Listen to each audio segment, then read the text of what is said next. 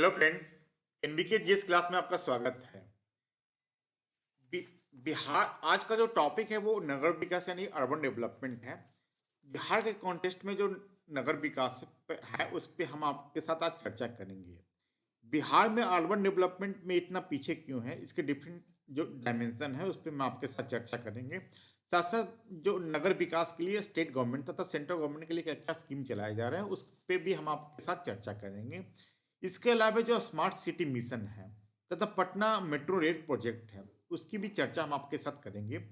नगर विकास का जो टॉपिक है वो आपको प्रीलिम्स के साथ साथ जो मुख्य परीक्षा है उसमें भी आपसे क्वेश्चन पूछे जा सकते हैं। तो एक जो नगर विकास टॉपिक है वो काफी इंपॉर्टेंट है। हम लोग यहाँ पे देखते हैं जो शहरीकरण यानी अर्बनाइजेशन आर्थिक विकास का एक महत्वपूर्ण परिणाम होता है। बिहार में नगर विकास की चुनौती के दो कंपोनेंट है। पहला ये होगा कि जितने भी मौजूदा छोटे बड़े शहर हैं उसमें पर्याप्त नगरीय सेवाएं उपलब्ध कराया जाना है तथा दूसरा है जो शहरीकरण की गति बढ़ाना यानी जिसके अंतर्गत वर्तमान शहरों में भौगोलिक विस्तार करना तथा जितने भी बड़ी ग्रामीण बसावट है उसको नए शहरों में क्रमिक रूप से रूपांतरण किया जाना है। यहाँ हम लोग देखते हैं बिहार नगर अधिनियम 2007 के अनुसार नगर निगम की जो संख्या है वो मात्र 13 है। जो नगर परिषद है वो 49 है तथा अधिसूचित क्षेत्र परिषद है या जिसको नगर पंचायत है उसको हम लोग 81 है। हम लोग अगर पॉपुलेशन वाइज देखें तो 2011 के पॉपुलेशन के अनुसार जो बिहार का जो जनसंख्या है वो पूरे देश की जनसंख्या का 8.6% है। लेकिन शहरी विकास के में हम लोग परसेंटेज अगर हम लोग देखते हैं तो यहाँ पर जो परसेंटेज है वो 3.1%, यानी एक बड़ा गैप है। जितने भी बिहार का पॉपुलेशन है टोटल देश का पॉपुलेशन के हिसाब से तथा जितने भी शहरी आबादी है तो देश में टोटल शहरी आबादी जितने भी रह रहे हैं उसका मात्र 3.1% तो है वो सिर्फ बिहार में रह रहे हैं। तो शहरीकरण कहेंगे कि इसको तो शहरीकरण किसी भी ग्रामीण बसावट या को शहरीकरण में अर्बनाइजेशन में डेवलपमेंट के लिए तीन कंपोनेंट मेन है। पहला ये है कि जनसंख्या होनी चाहिए यहाँ की। दूसरा है जनसंख्या घनत्व होनी चाहिए। तो ये दोनों कंपोनेंट है जनसंख्या और जनसंख्या घनत्व, ये दोनों पे बिहार के कितने बहुत सारे जो आबादी हैं वो अर्बनाइजेशन के क्राइटेरिया को पूरा करते हैं। लेकिन जो तीसरा जो क्राइटेरिया है मापदंड है उसमें है कि 3/4 जो पॉपुलेशन है वो है कि कृषि के अलावे दूसरे रोजगार में संबद्ध होना चाहिए। लेकिन यहाँ पे हम लोग देखते हैं कि जो बिहार एक मुख्य कृषि प्रधान स्टेट है। यहाँ की जो मुख्य आबादी होती है वो कृषि क्षेत्र से ही जुड़े होते हैं। तो तीसरा क्राइटेरिया पूरा नहीं के कारण बिहार के बहुत सारे जो ग्रामीण बसावट की ऐसी आबादी है वो अर्बनाइजेशन के क्राइटेरिया को पूरा नहीं करते हैं। तो इसी को ध्यान में रखते हुए यहाँ बिहार नगर पालिका संशोधन अधिनियम 2020 लाया गया है। इसमें कहा गया है कि जो टोटल पॉपुलेशन का 50% जो हो मात्र 50% ही कृषि के अलावा दूसरे क्षेत्र में जुड़ा होना चाहिए। इससे फायदा ये हुआ कि 8 नए नगर परिषदों के साथ साथ 109 जो है नए अधिसूचित क्षेत्रों की स्थापना की हुई। पुराने जो 5 पुराने नगर परिषद थे उसको नगर निगम में उत्क्रमित कर दिया गया। पहले 13 नगर निगम थे, अब 5 टोटल 18 नगर निगम हो गए। स्कीम में क्या है कि 12 नगर पालिकाओं का जो अधिकार क्षेत्र का विस्तार किया गया है। अब पॉपुलेशन के हिसाब से हम लोग देखते हैं कि जो अर्बन पॉपुलेशन है वो 1.13 करोड़ से बढ़कर 1.59 करोड़ हो गया। अगर परसेंटेज के हिसाब से देखते हैं तो शहरीकरण को जो रेट है वो 11.3% से बढ़कर 50.2 मान 11.3% से बढ़ के हो गया 15.2% अर्बनाइजेशन बिहार का। तो बिहार नगर पालिका संशोधन अधिनियम से फायदा ये हुआ कि जो पॉपुलेशन है अर्बनाइजेशन है वो थोड़ा परसेंटेज इसका बढ़ा है। अब यहाँ पे हम लोग देखते हैं कुछ डेटा हम लोग देखें। जो पटना जिला में सबसे अधिक अर्बनाइजेशन है शहरीकरण है वो है 43.1%। सिर्फ 5 जिले ऐसे हैं जिसका कि जो पॉपुलेशन है शहरीकरण की आबादी 15% से अधिक है। यहाँ पे सबसे ज़्यादा हम लोग मुंगेर में देखते हैं पटना के अलावे। इसके बाद बेगूसराय है, भागलपुर है, नालंदा है और शेखपुरा। इसके अलावा 7 ऐसे जिले हैं कम से कम जिसकी कि शहरीकरण की आबादी वो 5% से कम है। ये जिले हो गए कैमूर हो गए, शिवहर है, मधुबनी है, समस्तीपुर है, बांका है और सुपौल और मधेपुरा है। यहाँ पे बिहार है, दक्षिण बिहार और उत्तर बिहार। यहाँ पे हम लोग देखते हैं कि जो दक्षिण बिहार में अर्बनाइजेशन उत्तर बिहार की अपेक्षा काफी अधिक है। अब स्टेट गवर्नमेंट के कुछ इंपॉर्टेंट स्कीम के बारे में हम लोग चर्चा करते हैं। जो मुख्यमंत्री 7 निश्चय योजना है, तो 7 निश्चय में 3 जो योजनाएं हैं, 3 निश्चय है, वो शहरी केंद्रों पर केंद्रित है। शौचालय निर्माण, घर का सम्मान, हर घर नल का जल और हर घर पक्की गली एवं नलियां। तो प्रत्येक स्कीम के बारे में हम डिटेल से चर्चा यहाँ पे करेंगे। मुख्यमंत्री शहरी पेयजल निश्चय योजना है। इसके तहत कहा गया कि 2020-21 तक सभी घरों में नल के द्वारा साफ एवं सुरक्षित पेयजल उपलब्ध कराया जाना है। इसके तहत जितने भी चापाकल है सभी को हटाने की योजना कही गई है। इसमें हम लोग यहाँ पे देखते हैं कि जो सेंट्रल गवर्नमेंट के द्वारा, केंद्र सरकार के द्वारा सभी घरों को 2024 तक सभी घरों में नल का जल उपलब्ध कराया जाना है। लेकिन यहाँ पे हम बिहार सरकार देखते हैं उससे आगे है, वो 2020-21 तक ही सभी शहरी क्षेत्रों में नल के द्वारा जल उपलब्ध कराया जाना है। दूसरा जो स्कीम है, मुख्यमंत्री शहरी नली गली पक्कीकरण निश्चय योजना। इसमें है कि शहरी क्षेत्र के जितने भी वार्ड है सभी को शहरी कंक्रीट सड़कें से जोड़ना है। जितने भी शहरी बसावट है उसको कंक्रीट सड़कों से जोड़ना है। इसके अलावा जितने भी शहर में जितने भी वार्ड है सभी में जल की निकासी की व्यवस्था किया जाना है। अब एक इंपॉर्टेंट प्रतिष्ठान है सम्राट अशोक सम्मेलन केंद्र, गांधी मैदान का जो उत्तरी छोर है, वहां पे हम लोग देखते हैं कि जो 12 एकड़ जमीन में 490 करोड़ के खर्च से 3 बिल्डिंग बनाए गए। पहला है बापू सभागार जिसमें कि लगभग 5,000 लोग बैठ सकते हैं। दूसरा है ज्ञान भवन जिसमें कि लगभग 800 लोग बैठ सकते हैं। तथा तीसरा जो है, जो एक मौज काल की कला को दर्शाने के लिए एक सभ्यता द्वार बनाया गया है। तो ये काफी इंपॉर्टेंट है सम्राट अशोक सम्मेलन केंद्र। इसके 3 भाग हो गए, बापू सभागार, ज्ञान भवन और सभ्यता द्वार। इसको आप लोग याद रखिए। अब है कि नगर विकास कार्यक्रम के द्वारा सेंट्रल गवर्नमेंट यानी केंद्र प्रायोजित योजनाएं जो चलाई जा रही है उसका डिटेल यहाँ पे हम लोग देखते हैं। यहाँ पे है कि केंद्र प्रायोजित योजना कहेंगे किसको, तो केंद्र प्रायोजित योजना वैसी योजना है जो सेंट्रल गवर्नमेंट के द्वारा बनाई जाती है, लेकिन इसका जो इम्प्लीमेंटेशन है वो स्टेट गवर्नमेंट तथा सेंट्रल गवर्नमेंट दोनों के द्वारा चलाया जाता है। इसमें कि सेंटर और स्टेट दोनों का पैसा शेयर इसमें खर्च होता है। तो यहाँ पे हम लोग देखते हैं नमामि गंगे कार्यक्रम, दीनदयाल अंत्योदय योजना, स्वच्छ भारत मिशन, प्रधानमंत्री आवास योजना, अटल कायाकल्प एवं नगर रूपांतरण योजना जिसको कि हम अमृत योजना बोलते हैं, स्मार्ट सिटी मिशन या एक हृदय योजना, विरासत नगर विकास एवं विस्तार योजना है।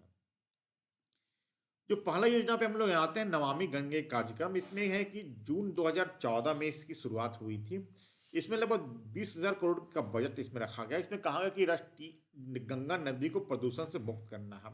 इसमें गंगा नदी के किनारे जो 20 शहरों की पहचान की गई है जिससे कि प्रदूषण फैलने की संभावना होती है। इन 20 शहरों के ही मॉडर्नाइजेशन पे ध्यान दिया जा रहा है, जिसको कि 3 कंपोनेंट पे जो मेन फोकस है, मलजल उपचार निर्माण योजना, नदी घाट विकास योजना तथा नदी सतह की सफाई। यहाँ पे हम लोग भी देखते हैं कि जितने 12 जिलों से होते जो गंगा नदी गुजरती है उन सभी जो मेन शहर हैं वहाँ पे भी मॉडर्नाइजेशन का काम किया जा रहा है। जितने भी मलजल उपचार क्षमता, नदी घाट का विकास हो तो नदी सतह की सफाई पर विशेष ध्यान दिया जा रहा है। दूसरा स्कीम में यहाँ पे है दीनदयाल अंत्योदय योजना जिसको कि हम लोग राष्ट्रीय शहरी जीविका मिशन यानी नेशनल अर्बन लाइवलीहुड मिशन कहेंगे। इसमें है कि जितने भी शहरी गरीब है उनको स्किल डेवलपमेंट कर उनको रोजगार से जोड़ा जाना है। इसमें कहा गया है कि इस स्कीम का जो मेन उद्देश्य है वो गरीबों के लिए जमीनी स्तर पर सुदृढ़ संस्थाओं का निर्माण किया जाना है। इसके तहत जितने भी फेरीवाले हैं, जो फेरी वाले हैं उनको उपयुक्त स्थान प्रदान करना, इंस्टीट्यूशनल लोन प्रोवाइड करना, सोशल सिक्योरिटी प्रोवाइड करना तथा स्किल डेवलपमेंट कर उनको जीविका के साधन से जोड़ना है। इस जो दीनदयाल अंत्योदय योजना उसके 5 कंपोनेंट है। पहला है सामाजिक गोलाबंदी एवं सांस्थानिक विकास, कौशल प्रशिक्षण एवं तैनाती द्वारा रोजगार, वित्तीय समावेश एवं स्वरोजगार कार्यक्रम, शहरी पथ विक्रेता हेतु सहायता और शहरी गृहविहीन हेतु आश्रय। इसमें एक स्किल डेवलपमेंट देने की बात कही गई, इसमें इंस्टीट्यूशनल लोन प्रोवाइड करने की बात कही गई, इसमें जितने भी फेरीवाड़े हैं उनको उपयुक्त स्थान देने की बात कही है। तो इसमें था जितने भी शहरी में गरीब है उनको उपयुक्त आश्रय प्रदान करने की बात कही गई। तो ये 5 कंपोनेंट काफी इंपॉर्टेंट है दीनदयाल अंत्योदय योजना के अंतर्गत। अब यहाँ पे स्वच्छ भारत मिशन देखते हैं। स्वच्छ भारत मिशन काफी इंपॉर्टेंट है जो कि 2014 से स्टार्ट किया गया है। इसके तहत बिहार के शहरी क्षेत्रों में 4,30,000 शौचालय का निर्माण करने का लक्ष्य रखा गया। सभी शौचालय का निर्माण किया जा चुका है। इसके तहत 142 जितने भी शहरी केंद्र हैं, सभी 142 शहरी केंद्र तथा 3,367 वार्ड को खुले में शौच से मुक्त यानी ओडीएफ घोषित ऑलरेडी किया जा चुका है। यहाँ पे हम लोग देखते हैं कि जितने भी शहरी क्षेत्रों में पर्सनल टॉयलेट, घर में पर्सनल टॉयलेट यानी व्यक्तिगत शौचालय बनाने के लिए लगभग 12,000 रुपया आर्थिक सहायता दी जा रही है। ये 12,000 में 4,000 जो रुपया है वो सेंट्रल गवर्नमेंट के द्वारा तथा 8,000 रुपया जो है वो स्टेट गवर्नमेंट के द्वारा आर्थिक सहायता दी जा रही है शहरी क्षेत्रों में। अगर ग्रामीण क्षेत्रों में देखते हैं तो 12,000 रुपया यहाँ पे शौचालय निर्माण हेतु एक मुफ्त राज्य सरकार के द्वारा ही दिया जा रहा है। अब प्रधानमंत्री आवास योजना, इसके लिए सबके लिए आवास बनाने की बात कही है। इसमें जून 2015 में यह योजना स्टार्ट हुआ था तथा मार्च 2022 तक जितने भी शहरी गरीब है सभी को आवास उपलब्ध कराने की योजना, इसमें स्कीम के तहत सभी को आवास उपलब्ध करना है।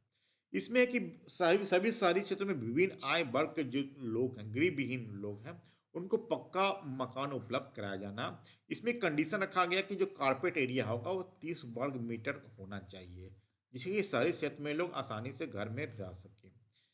इसमें एक कंडीशन ये जोड़ा गया कि जो भी मकान प्रोवाइड करवाए जाएंगे इसमें है कि इसके जो मालकिन होगी वो जो उस घर के जो महिला है उनको और स्वामित्व प्रदान करने की बात कही गई है, जिसमें कि महिला सशक्तिकरण के दिशा में एक महत्वपूर्ण कदम कहा जा सकता है। अब अगला स्कीम है अटल कायाकल्प एवं नगर रूपांतरण मिशन, जिसको कि अमृत योजना हम लोग बोलते हैं।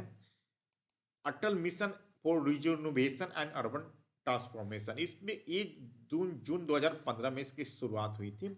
इसमें कि अर्बन में जितने भी बुनियादी सुविधाएं हैं वो इसको प्रदान करने की बात कही है, जिसमें कि वाटर सप्लाई हो गया, सॉलिड मैनेजमेंट हो गया, मलजल निकासी हो गया, वर्षा जल निकासी हो गया, फुटपाथ हो गया, जो जितने भी पब्लिक ट्रांसपोर्ट सुविधा हैं, पार्क बनाने की बात कही गई है, जितने भी खुले ओपन जगह उसका डेवलपमेंट करने की बात कही गई है। मतलब ये जो अमृत योजना है इसमें कि सारी क्षेत्रों में जितने भी बुनियादी सुविधाएं हैं उसको उपलब्ध कराने की बात इसके तहत की गई है। अब स्मार्ट सिटी मिशन में हम लोग आते हैं तो इसके तहत बिहार के 4 शहरों का चयन किया गया है। भागलपुर जिसका कि चयन फर्स्ट फेज में ही किया जा चुका है, जो लेकिन उसके बाद पटना, बिहार शरीफ तथा मुजफ्फरपुर 3 शहरों का चयन सेकंड फेज में किया गया है। इसमें हम लोग देखते हैं कि जो भागलपुर का चयन ऑलरेडी फर्स्ट फेज में किया गया, इसके लिए 382 करोड़ राशि कर्णांकित की जा चुकी है इसको डेवलपमेंट के लिए। जो बाकी जो 3 शहर हैं पटना, बिहार शरीफ तथा मुजफ्फरपुर, इसके लिए स्पेशल पर्पस व्हीकल का गठन करके स्मार्ट सिटी डेवलपमेंट करने की बात इसमें कही गई है। अब अगला टॉपिक पे हम लोग आते हैं पटना मेट्रो रेल प्रोजेक्ट, जो कि 13,365 करोड़ की लागत से फरवरी 2019 में इसकी स्वीकृति प्रदान की जा चुकी है। इसके इम्प्लीमेंटेशन के लिए पटना मेट्रो रेल निगम लिमिटेड की स्थापना की गई। इसकी में टोटल जो लंबाई होगी वो 31.31 किलोमीटर टोटल लंबाई हो गई। इसके तहत 2 कॉरिडोर बनाने की बात कही गई है, पूर्वी पश्चिमी कॉरिडोर तथा उत्तर दक्षिणी कॉरिडोर।